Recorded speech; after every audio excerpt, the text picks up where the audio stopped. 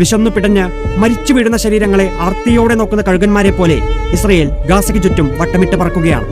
ഗാസയിലെ ജനങ്ങളെ പട്ടിണി കുരുക്കുകൊണ്ട് ഇസ്രയേൽ വലയ്ക്കുകയാണ്. 112 കുഞ്ഞുങ്ങളടക്കം 271 പേർക്കാണ് പട്ടിണി മൂലം ജീവൻ നഷ്ടമായത്. അടിസ്ഥാന സൗകര്യങ്ങൾ അപ്പാടെ നിഷേധിക്കപ്പെടുന്നു. ഭക്ഷണം വിദൂര സ്വപ്നമായി മാറിക്കൊണ്ടേയിരിക്കുന്നു. ഗാസ സിറ്റി പൂർണ്ണമായും പട്ടിണിയുടെ പിടിയിലായി എന്ന് UN ഏജൻസിയുടെ പ്രഖ്യാപനം പുറത്തു വന്നിരിക്കുകയാണ്. ഉടൻ സഹായം എത്തിക്കുകയും വെടിനിർത്തുകയും ചെയ്തില്ലെങ്കിൽ തെക്കൻ മേഖല കൂടി മുഴു പട്ടിണിയിലാകും. എന്നിട്ടും ഈ മനുഷ്യരെ ചൂണ്ടി കൊലവിളി നടത്തുകയാണ്. ഈ പിഞ്ചു കുഞ്ഞുങ്ങളുടെ മരണങ്ങൾ പോലും കള്ളക്കഥയാണെന്ന് പറയുകയാണ് ഇസ്രയേൽ. പട്ടിണി മൂലം എല്ല് മാത്രം ബാക്കിയായി കുഞ്ഞുങ്ങളെ നെഞ്ചോട് ചേർത്ത് പിടിച്ചു വെങ്ങുന്ന അമ്മമാരുടേതടക്കം ഗാസയിൽ നിന്ന് പുറത്തുവരുന്ന ചിത്രങ്ങൾ നെഞ്ചിടിപ്പിക്കുന്നതാണ്. 2023 ഒക്ടോബർ 7 മുതൽ 61,430 പേരാണ് ഗാസയിൽ മാത്രം കൊല്ലപ്പെട്ടത്.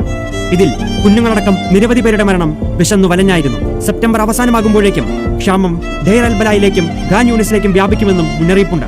പട്ടിണി ആയുധമാക്കിയുള്ള ഇസ്രയേലിന്റെ പ്രതികാരം അത് യുദ്ധക്കുറ്റമാണെന്നും മനഃപൂർവ്വമുള്ള നരഹത്യയായി കണക്കാക്കാമെന്നും ഐക്യരാഷ്ട്രസഭ മുന്നറിയിപ്പ് നൽകുന്നുണ്ട്.